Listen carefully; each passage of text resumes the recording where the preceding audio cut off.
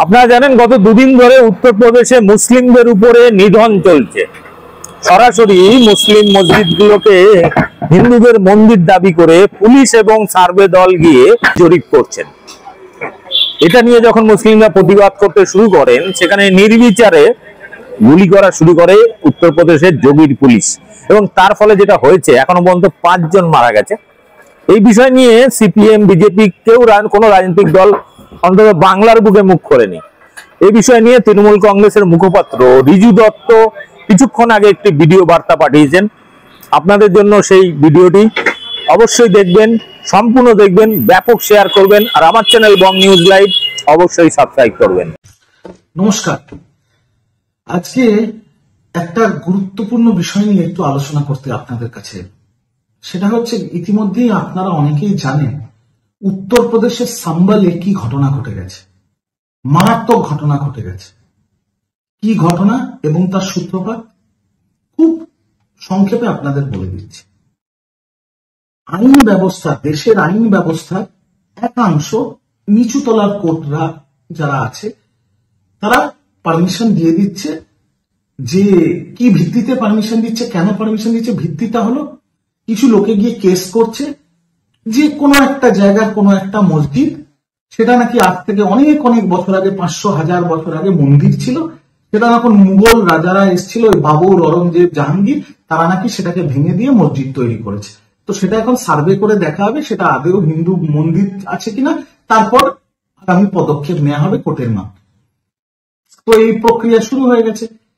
এবং প্রথম প্রশ্ন আমার যেটা আমি একদম বুঝতে পারছি না, সেটা হচ্ছে 1951 সালে প্লেসেস অফ ওয়ার্শিপ অ্যাক্ট, এই অ্যাক্টটা তো পুরো জলাঞ্জলি দিয়ে দিয়েছে। সেই অ্যাক্টের ভিত্তিতে দেশের সংবিধান অনুযায়ী ভারতবর্ষ ধর্মনিরপেক্ষ দেশ। সেই ধর্মনিরপেক্ষ দেশে সকল ধর্মের মানুষ, হিন্দু হোক, মুসলিম হোক, শিখ হোক, খ্রিস্টান হোক, তাদের সকলের অধিকার আছে তাদের ধর্ম তাদের অনুযায়ী পালন করা। তো সেই প্লেসেস অফ ওয়ার্শিপ একটাকে মোটামুটি সংবিধানের যে প্লেসেস অফ ওয়ার্শিপ সেটাকে জলাঞ্জলি দেওয়া হয়ে গেছে, ঠিক আছে। এবার উত্তরপ্রদেশে কি ঘটনা ঘটেছে? উত্তরপ্রদেশের সাম্বালে একটা মসজিদ আছে, একজন লয়ার বিষ্ণু জৈন নামে তিনি একটা পিআইএল ফাইল করেছিলেন, সেটাতে কোর্ট অর্ডার দিয়েছে যে হ্যাঁ সার্ভে করে দেখা হোক, ঠিক আছে। এবার সার্ভে করতে যাবে কে? যে উকিল ফাইল করেছেন পিআইএল তিনি যাবেন, একটা সিকিউরিটি যাবে, সরকারের কিছু অফিসাররা যাবে, তারা সার্ভে করবে, সার্ভে করে রিপোর্ট কোর্টে জমা দেবে। কিন্তু আমরা কি দেখলাম উত্তরপ্রদেশে? এই সার্ভে করতে যখন যাচ্ছে তার পেছনে প্রচুর লোক স্লোগান দিচ্ছে, স্লোগান দিতে দিতে দিতে দিতে যাচ্ছে, আর ওই অঞ্চলের মানুষকে উত্তপ্ত করছে। এবার স্বাভাবিকভাবে মসজিদ হোক, মন্দির হোক, গির্জা হোক, গুরুদুয়ারা হোক, আমাদের ধর্ম ভাবাবেগের জায়গা। আমার নেত্রী মমতা বন্দ্যোপাধ্যায় বলেছেন ধর্ম যার যার, উৎসব সবার। আমরা সেটাকেই মেনে চলি বাংলায়। তাই বাংলায় এখনো সম্পূর্ণভাবে ধর্ম নিরপেক্ষ। আর উত্তরপ্রদেশে কি?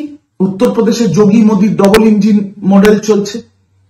সেখানে মুসলিম বিরোধী একটা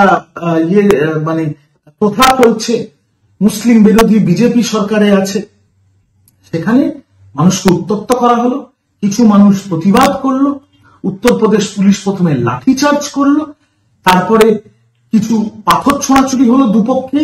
পাথর ছোঁড়াছুড়ি হওয়ার পর যেটা সবচেয়ে বড় ব্যাপার, যেটা নিয়ে আজকে আমি আপনাদের সামনে এসেছি, উত্তরপ্রদেশের পুলিশ উর্দি পরে গুলি চালালো সাধারণ নাগরিকের উপর। ভাবা যায়? উত্তরপ্রদেশের পুলিশ উর্দি পরে সাধারণ নাগরিক যারা প্রতিবাদ করছিল তাদের ওপরে বুক লক্ষ্য করে গুলি চালানো। আর এই গুলি চালানোর কারণে আমরা আগে জানতাম 3 জন মুসলিম সম্প্রদায়ের 3টে ছেলের মৃত্যু হয়েছে, এখন জানা যাচ্ছে 5 জন মারা গেছে। ভাবতে পারছেন? আর সেখানে একটা ভিডিও খুব ভাইরাল হয়েছে সারা ভারতবর্ষে, যেখানে সেই অঞ্চলের উত্তরপ্রদেশ পুলিশের যে পুলিশ কর্তা, সে বলছে গলি চালাও, গলি চালাও, সব লোক মিলকে গুলি চালাও, মানে গুলি চালান আর একসাথে সবাই মিলে গুলি চালান।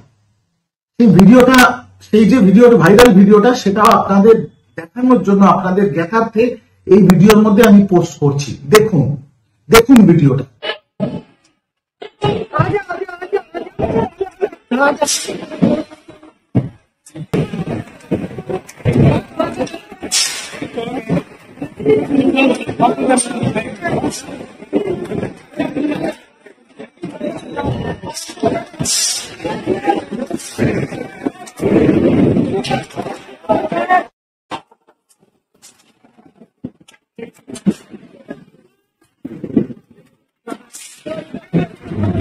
দেখলেন তো ভিডিওটা? ভেবে দেখেছেন কোনদিন উত্তরপ্রদেশের পুলিশ উদ্দীপনে বলছে গুলি চালাও আর সাধারণ মানুষের যারা প্রতিবাদ করছে, যারা রাস্তা আটকাচ্ছে তাদের বুক লক্ষ্য করে গুলি চালাচ্ছে? আর এই বিজেপি বাংলায় এসে মমতা বন্দ্যোপাধ্যায়ের উপর আঙুল তুলবে, অভিষেক বন্দ্যোপাধ্যায়ের উপর আঙুল তুলবে, তৃণমূলের উপর আঙুল তুলবে আর ধোয়া তুলসী পাতা হয়ে যাবে। আপনাদের মনে পড়ে আরজিকর ঘটনা যখন চলছে তখন সাধারণ বাচ্চা বাচ্চা পড়ুয়া সেজে কিছু দুষ্কৃতী, কিছু দুর্বৃত্ত, কিছু মধ্যবয়স্ক বিজেপির গুন্ডারা নবান্ন অভিযান করেছিল। পশ্চিমবঙ্গ পুলিশ কি করেছিল? প্রথমে জলকামান, কাঁদানে গ্যাস, আর যখন ভাঙচুর শুরু করেছে তখন অল্প লাঠিচার্জ করে জায়গা খালি করে দিয়েছিল। ভাবুন তো, সেই ঘটনা যদি কলকাতার বুকে ঘটতো তখন তো এই বড় বড় টিভির চ্যানেলগুলো ঘন্টা খানেক আবার খাপ পঞ্চায়েত বসিয়ে দিত, চোখে চোখ রেখে মানুষকে বিভ্রান্ত করতো, আগুন জ্বালানোর চেষ্টা করত। এটা মেনে নেওয়া যায় না, এটা মেনে নেওয়া যায় না। অবিলম্বে আমি এই ভিডিওর মাধ্যমে সকল মানুষকে বলবো, দেশের মানুষকে বলবো, একটু জাগুন। এই বাংলা আজকে সুরক্ষিত, এই বাংলা আজকে ধর্ম নিরপেক্ষ, কারণ এই বাংলার নেত্রীর নাম মমতা ব্যানার্জি, বাংলার মুখ্যমন্ত্রীর নাম মমতা ব্যানার্জি। নইলে দৈনন্দিন বিজেপির নেতারা যে সাম্প্রদায়িক ভাষণ দিয়ে যাচ্ছে, বিজেপি একটা মুসলিম বিদ্বেষী, মুসলিম বিরোধী দল, এটা বলতে আমার কোন রকম লজ্জা নেই, কোন রকম বাধা নেই। তারা যেভাবে দৈনন্দিন ভাই ভাইয়ের মধ্যে বিষ ঢালছে, যেভাবে দৈনন্দিন এরা ষড়যন্ত্র করতে, ভোটে জিততে পারবে না বলে, মমতা ব্যানার্জিকে হারাতে পারবে না বলে ভাই ভাইয়ের মধ্যে আগুন লাগানোর চেষ্টা করছে, এই শান্ত বাংলাকে অশান্ত করার চেষ্টা করছে, কিন্তু পারছে না। তার একটাই কারণ, নেত্রীর নাম মমতা ব্যানার্জি। আর তৃণমূল কংগ্রেসের প্রতিটা কর্মী একটা জিনিস জানে, যে নেত্রীর কথা, ধর্ম যার যার, উৎসব সবার। এটা কাজী নজরুলের বাংলা, এটা রবি ঠাকুরের বাংলা। এই বাংলায় যতদিন তৃণমূল কংগ্রেসের কর্মীদের শরীরে একটা রক্তবিন্দু আছে, আমরা এই বাংলাকে হিন্দু মুসলিম হিসেবে ভাগ হতে দেব না। আমরা সবাই এক, আমরা সবাই বাংলার নাগরিক। আমি তাই আপনাদের বলবো, বাংলা ততদিন সুরক্ষিত যতদিন বাংলার নেত্রীর নাম মমতা ব্যানার্জি। এই বিজেপিকে জায়গা দেবেন না।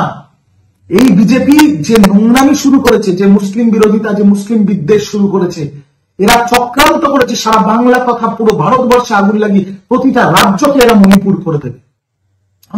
আমার বিজেপিকে একটাই প্রশ্ন, যে মুসলমানদের ছেড়ে যাওয়ার কথা ছিল তারা 47-এ ছেড়ে চলে গেছে, বাকি যাদের ছেড়ে যাওয়ার কথা ছিল তারা 71-এ ছেড়ে চলে গেছে। আজকে ভারতবর্ষের 30% মানুষ ইসলাম ধর্মে বিশ্বাসী। তাদের ছেলেমেয়েরা ভারতবর্ষের স্কুলে পড়াশোনা করে, তাদের 90% মানুষ ইসলাম ধর্মের মানুষ যারা ভারতবর্ষে আজকে বসবাস করছে, তাদের জন্ম এই মাটিতে, তারা কবরে যাবে এই মাটিতে। এই মাটি তাদের জন্মভূমি, তাদের কর্মভূমি। তারা যদি ভোট দিতে পারে, তাদের সন্তানরা যদি স্কুলে পড়াশোনা করে বা ভারতবর্ষের স্কুলে পড়াশোনা করে, ভারতবর্ষের পাসপোর্ট নিয়ে যদি তারা বিদেশ সফর করতে পারে, তাহলে আমি মনে করি তারা ভারতবর্ষের নাগরিক। আর তাদের, ভারতবর্ষের মুসলমানদের ততটাই অধিকার আছে যতটা অধিকার নরেন্দ্র মোদীর আছে। আর যদি বিজেপি বলে এই কথা যে মুঘল এসছিল, বাবুর জাহাঙ্গীর ঔরঙ্গজেব এসে হিন্দু হত্যা করেছে, মন্দির ভেঙে দিয়েছে, হ্যান ত্যান করেছে, আমরা ইতিহাসের পাতায় পড়েছি, আমরা কেউ চাক্ষুষ দেখিনি। বিজেপি এমন ভাবে কথা বলছে আমি বিজেপি চাক্ষুষ দেখেছে।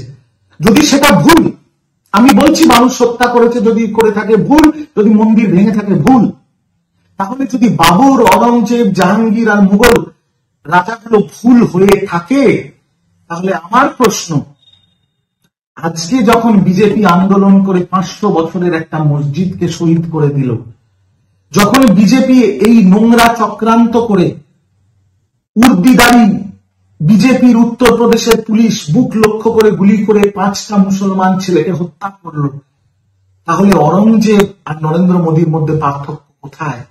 তাহলে মুঘলদের সাথে বিজেপির পার্থক্য কোথায়? আমি তো খুঁজে পাচ্ছি না, আপনারা বিচার করুন। আমি শুধু করজোড়ে এইটুকু অনুরোধ করব যে বাংলাকে সুরক্ষিত রাখতে হলে সকল ইসলাম ধর্মে বিশ্বাসী আমার মা, বোন, ভাই, দাদা, কাকা সবাইকে অনুরোধ করব, একটু মমতা ব্যানার্জির জন্য দোয়া করুন, একটু ওনাকে আশীর্বাদ করুন। কারণ যতদিন মমতা ব্যানার্জি আছেন, যতদিন তৃণমূল কংগ্রেস আছে, ততদিন বাংলায় সব ধর্মের মানুষ সুরক্ষিত।